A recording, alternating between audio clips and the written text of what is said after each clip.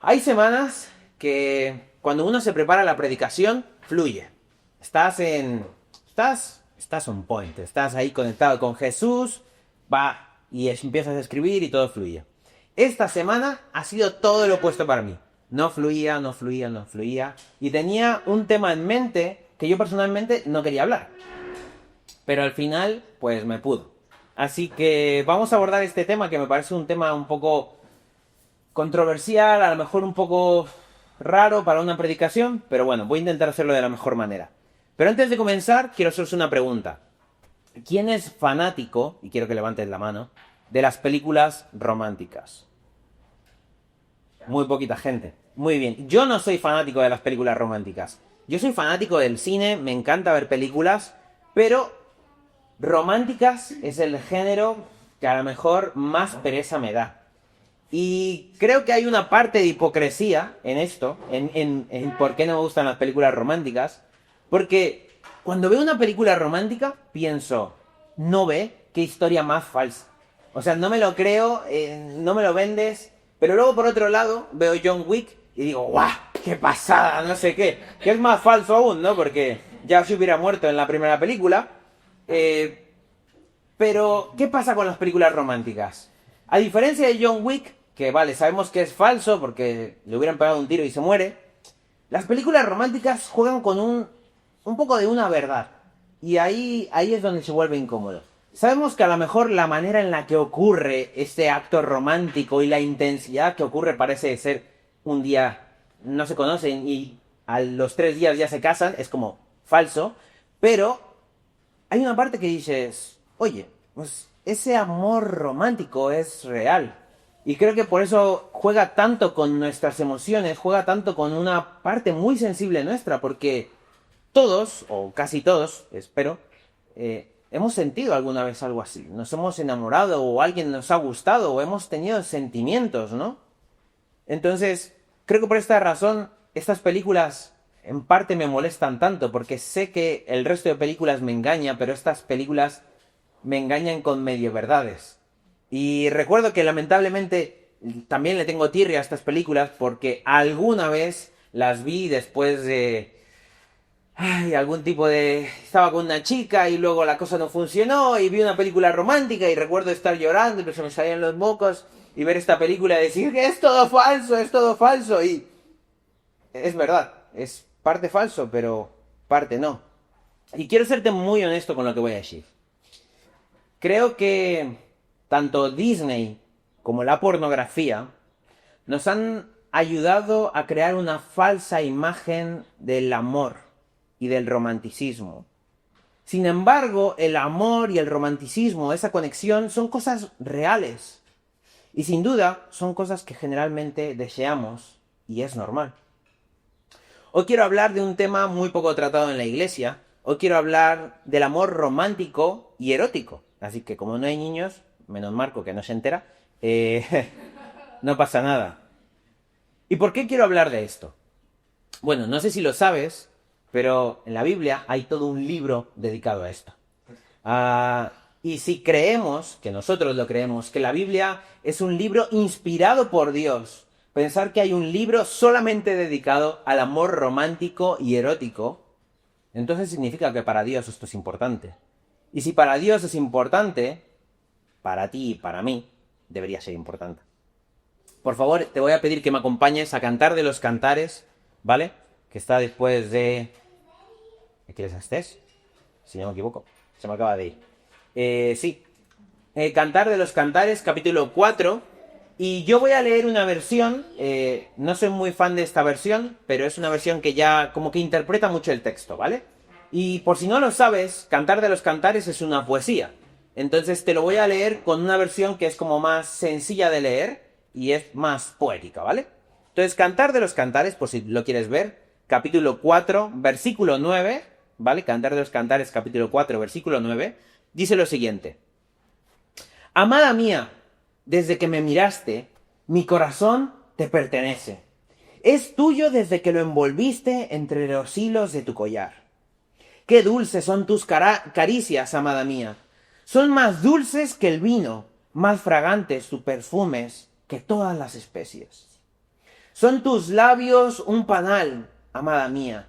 De tu lengua brotan leche y miel. En tus vestidos la dulce fragancia de los bosques del Líbano. Tú eres un jardín cerrado, amada mía. Eres un jardín cerrado. Eres sellado manantial. El paraíso de tus pechos es un huerto de manzanos. Hay en él nardos y azares, los más valiosos aromas y las más finas especias.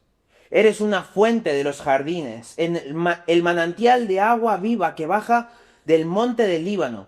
Y luego la novia responde: despierta, viento del norte, ven acá, viento del sur.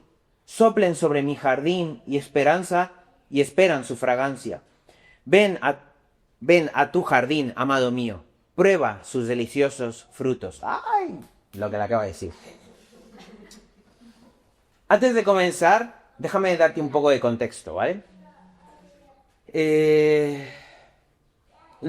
Antes de comenzar, muy brevemente, porque vamos mal de tiempo, os voy a preguntar, ¿qué habéis entendido? ¿Quién ha entendido qué? Sexo. Sexo. Muy bien, ¿qué más? En resumen. ¿Qué habéis entendido? Tenemos poco tiempo, así que si crees que has entendido algo o lo que quiera que hayas entendido, dímelo. ¿Quién más ha entendido algo? Que se está deleitando en ella, ¿no? Pero- Él se está deleitando en Exacto. todo lo que ella es. Muy bien. Eso. Eso es precioso, muy bien y muy acertado. ¿Qué más? ¿Qué más está pasando? Una última respuesta, venga.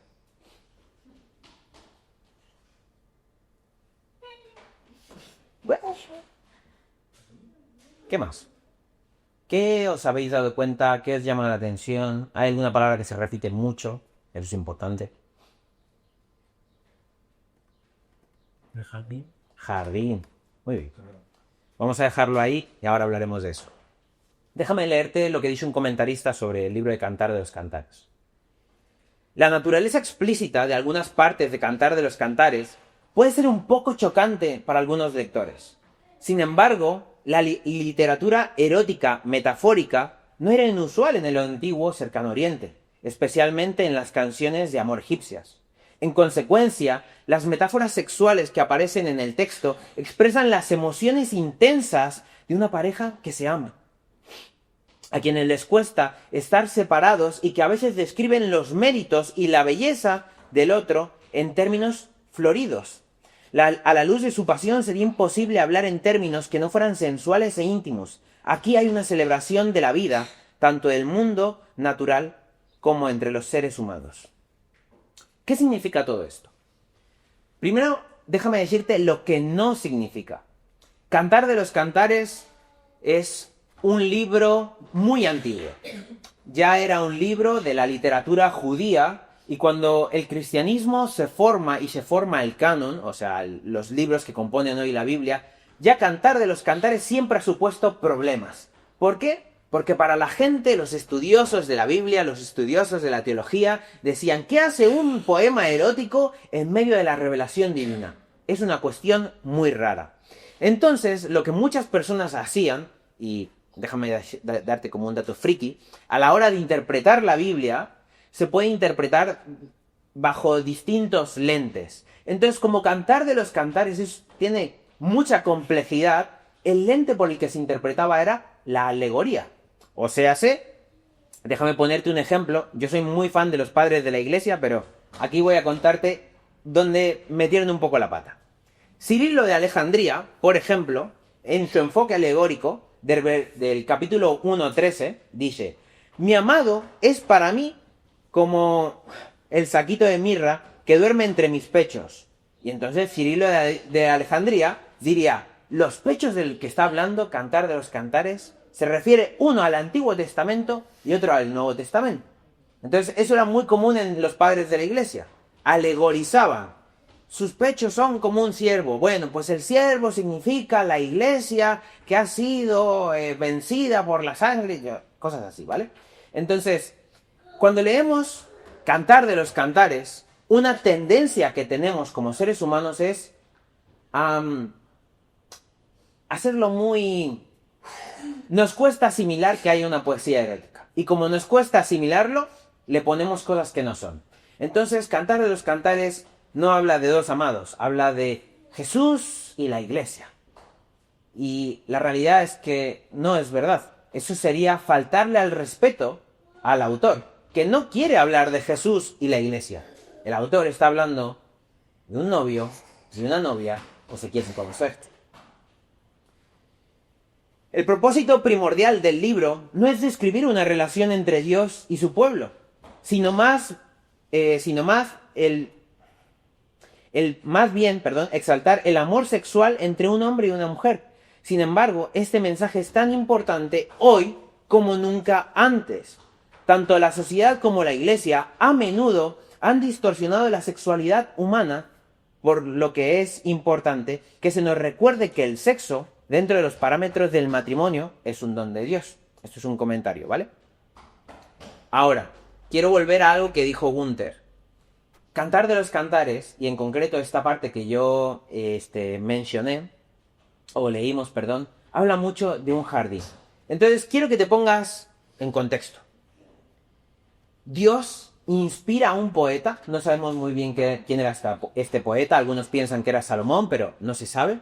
Entonces, Dios inspira a este poeta y empieza a escribir frases de cómo se aman el uno al otro y lo que quieren hacer y cómo se esperan y lo desesperados que están, y todo está inspirado por Dios. Y parte de la inspiración que Dios pone en ellos es constantemente hablar de cómo su amor romántico y erótico los lleva a un jardín. Y esto no es un dato menor. En el Antiguo Testamento está lleno, todo el Antiguo Testamento está lleno de referencias al jardín. Para un judío el jardín es una cosa muy importante. De hecho, cuando Jesús está en la cruz y va a morir, ¿vale? Cuando Jesús va a morir, al ladrón que confiesa que Jesús es Dios, Jesús le responde: mañana estarás conmigo en el paraíso, que en arameo es el jardín. Mañana estarás conmigo en el jardín. Entonces, cuando un judío piensa en el jardín, siempre está pensando de dónde viene la humanidad, el jardín del Edén. La historia de la humanidad es que estábamos en un jardín con Dios y a causa del pecado somos expulsados de ahí, pero todo termina cuando nosotros regresamos al jardín. Esa es la historia de la Biblia. Salimos de un sitio, pero gracias a Jesús podemos volver allí. Curiosamente, Cantar de los Cantares nos dice que a través del amor romántico y erótico, la pareja vuelve al jardín. Es súper fuerte. Es súper fuerte. Cantares narra un relato donde la intimidad rota en Génesis se va restaurando a través del deseo sano, la iniciativa mutua y el gozo de la unión. No es solo poético, es profundamente teológico. Como te decía, de Cantar de los Cantares no podemos alegorizar. ¿Qué significa imaginarnos cosas? No. Pero lo que sí podemos es inferir. Es un poco lo que te decía al principio. Si Dios ha inspirado la Biblia y este libro está en la Biblia, esto nos habla del carácter de Dios. Entonces, ¿qué podemos inferir sobre Dios a través de este libro? Pues que Dios nos habla por medio de todo tipo de amor. Allá donde vemos una expresión sana de amor, vemos a Dios. Ya sea en el amor de dos amigos, ya sea en el amor de una pareja, o ya sea en el amor sexual. Ahí vemos reflejado el amor de Dios. Ahora bien, me gustaría aquí hacer un pequeño paréntesis y hacer una pregunta que nos tenemos que plantear todos. ¿Por qué la sexualidad está tan mal vista dentro de la iglesia? Porque eso es una realidad. Déjame decirte que la iglesia a veces distorsiona la sexualidad al declararla impura o tabú. Todavía hay sesgos permanentes contra el cuerpo en muchas partes de la iglesia, que sugieren que la sexualidad es bajo la ley o malvada, o incluso dentro del contexto del matrimonio está mal vista aún así, ¿no? ¿Y por qué ocurre esto? Déjame darte un poco de contexto. Primero, como iglesia tenemos una herencia filosófica y estoica. ¿Eso qué significa? Que ya desde el principio de la iglesia, en los primeros siglos, cuando la iglesia empieza a crecer muchísimo, la influencia griega entra. Y para los griegos, y en concreto para los estoicos, la sexualidad era algo muy mundano. Era algo de lo que había que reprimirse. Entonces esto encaja, de alguna manera, con lo que la iglesia habla, o el cristianismo hablaba, de guardarse, de cuidarse. Entonces encaja ahí, pero lo distorsiona. Porque la sexualidad no es algo malo. La sexualidad es algo que creó Dios para que todos la disfrutáramos. También esto se debe a una mala exégesis. ¿Qué significa eso? Que como iglesia a veces cogemos la Biblia y en vez de dejar que la Biblia nos hable a nosotros, nosotros le decimos a la Biblia lo que significan las cosas. Ejemplo, la alegoría. De nuevo, este libro habla de sexualidad y nosotros nos inventamos que habla de Jesús y la iglesia. Hacemos una mala exégesis, una mala interpretación. Y luego, otro factor que yo veo por el cual la iglesia a veces entendemos mal todo esto, es porque como iglesia tenemos una ética de la sexualidad. Sí que la tenemos. Sin embargo, a veces en vez de enseñarla, la imponemos. Y eso es un error que cometemos como iglesia. Como iglesia o como pastor, en este contexto, me voy a poner como ejemplo, yo como pastor, mi deber sería enseñarte, pero no imponerte. En el momento en el que yo te pongo un estándar, y yo te pongo mi estándar, me estoy equivocando, y te estoy poniendo una soga al cuello.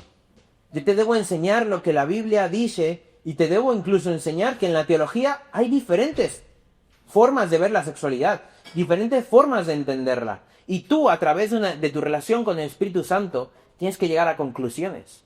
Pero a veces, como iglesia, a la hora de imponer cosas, lo que estamos haciendo es ahogar a las personas. ¿Qué otra cosa podemos inferir del libro de Cantar de los Cantares? Hemos dicho que para Dios esto es importante, que a través de las muestras de amor vemos reflejado a Dios. Pero también este libro nos habla de quiénes somos como humanidad. Fuimos creados a imagen y semejanza de Dios. Sin embargo, cuando el pecado entra en la humanidad, nuestra imagen como reflejo de Dios se rompe, se ve distorsionada en un sentido. Déjame leerte un comentario que dice: Adán y Eva estaban desnudos, sin vergüenza, en el jardín. Pero después de que pecaron, su alienación los llevó a cubrirse, a evadir la culpa. Esto culminó en la maldición. Y cita aquí Génesis: tu deseo será para tu marido, y él se enseñoreará de ti. Sin embargo, luego vemos como Dios busca la restauración, y curiosamente en Cantar de los Cantares vemos una especie de restauración cumplida. El Cantar habla del restablecimiento del deseo invertido.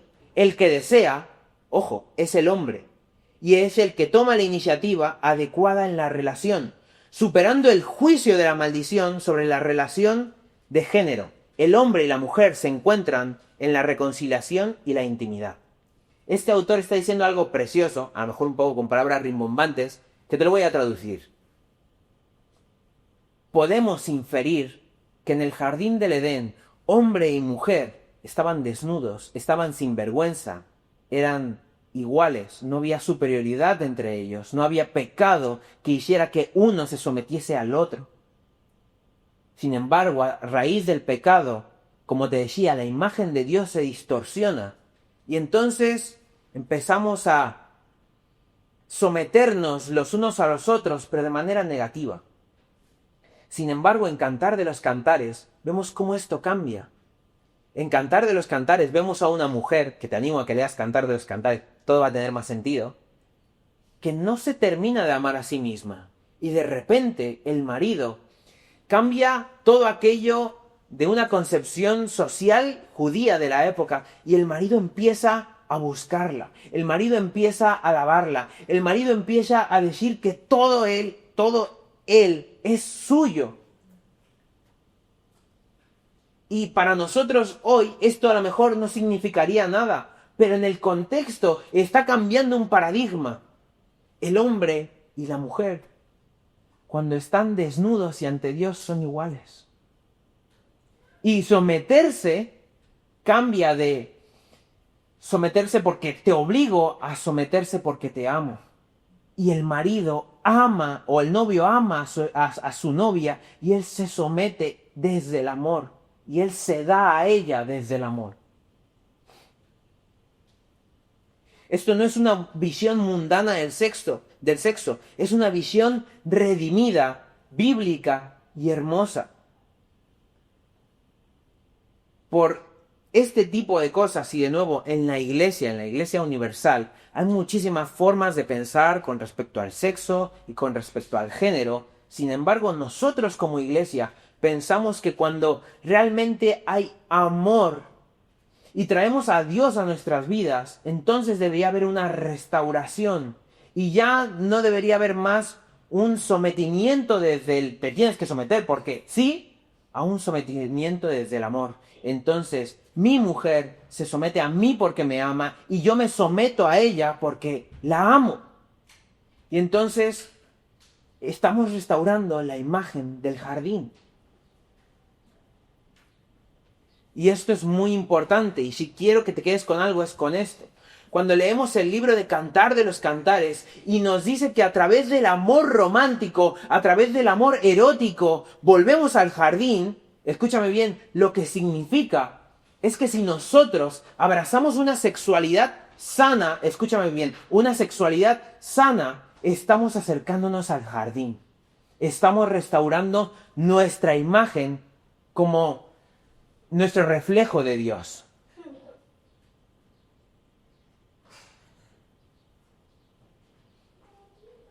El Cantar de los Cantares redime una historia de amor que se había torcido. Cuando nosotros, a través de una sexualidad sana, vamos al jardín, también estamos trayendo el reino de Dios a la tierra. El ministerio de Jesús, cuando Jesús viene al mundo, dice, el reino de Dios ha llegado. Esa es la primera frase de Jesús en Marcos, es el reino de Dios ha llegado. El reino de Dios llega al mundo cuando nosotros, sus seguidores, actuamos como Dios nos creó. El reino de Dios llega al mundo cuando amamos a las personas, a todo el mundo, cuando amamos a nuestros enemigos, cuando nos amamos mutuamente, cuando hacemos justicia social. El reino de Dios viene cuando perdonamos, cuando hacemos servicio, todo lo típico que hablamos en la iglesia, ahí estamos trayendo el reino de Dios. Pero en la iglesia se habla tan poco de cómo traemos el reino de Dios cuando hacemos y tenemos una sexualidad sana. Y es una pena, porque sin duda es fundamental. El mundo ha distorsionado la sexualidad. Y un comentarista decía, la distorsión de la sexualidad se presenta bajo dos formas. Por un lado, nuestra sociedad ha convertido el sexo en un ídolo y el sexo en una obsesión. El sexo se ha convertido en un ídolo y el sexo se ha convertido en una obsesión. Cuando decimos que la sexualidad se convierte en un ídolo, entonces estamos hablando de que nosotros servimos al ídolo. Nosotros lo hacemos todo por y para el ídolo. Y todos, y déjame ser muy contundente, todos vivimos en una sociedad muy sexualizada. Por lo tanto, todos estamos muy mal influenciados por una sexualidad insana. Yo he sido mal influenciado y seguramente tú, aunque no te conozco. Por tanto, no importa si eres soltero, no importa si tienes novia, no importa si estás casado, no importa. Todos tenemos algo que aprender de Cantar de los Cantares. Todos tenemos que buscar una sexualidad más sana. Y voy a hacer otro pequeño paréntesis. Nosotros, como iglesia, tenemos una ética sexual. Y si quieres conocerla, encantado de compartirla contigo y de no convencerte. Yo te voy a presentar los argumentos y solamente tú tienes que decidir si esto es lo que tú quieres o lo que no. Porque en el momento en el que te lo impongamos nos estaremos equivocando. Pero sí te quiero hacer una invitación. te quiero hacer una pregunta. ¿Qué vas a hacer? Podemos seguir perpetuando una mala idea del sexo, ya sea desde un paradigma muy conservador o muy liberal. O tenemos un reto y podemos traer el reino de Dios a nuestras vidas, a la vida de nuestras familias y a la vida de las personas que nos rodean por medio de abrazar una ética sexual de Dios. Yo sé que a lo mejor lo que estoy hablando puede sonar un poco a fantasía, pero si te soy muy honesto, yo creo que si este libro está en la Biblia y si Dios nos dice que a través del amor erótico y romántico volvemos al jardín y a través de volver al jardín traemos el reino, entonces no creo que esto sea solo una fantasía. Creo que en el momento en el que tenemos una sexualidad sana, una sexualidad que disfrutamos, una sexualidad que no está reprimida, pero una sexualidad que se cuida, voy a traer el reino de Dios. Voy a poder inspirar a personas a que conozcan a Jesús. Yo voy a conocer mejor a Jesús y a Dios y cómo me creó. Cuando exploramos una sexualidad sana, estamos explorando cómo Jesús o cómo Dios nos creó, cómo nos hizo para disfrutar, nos hizo para gozar, pero en un paradigma sano.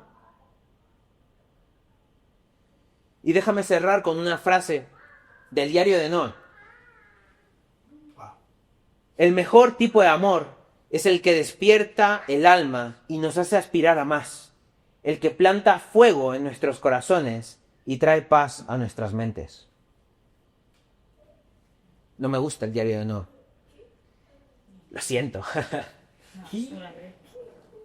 Pero me encanta esta frase porque esta frase refleja un deseo del alma.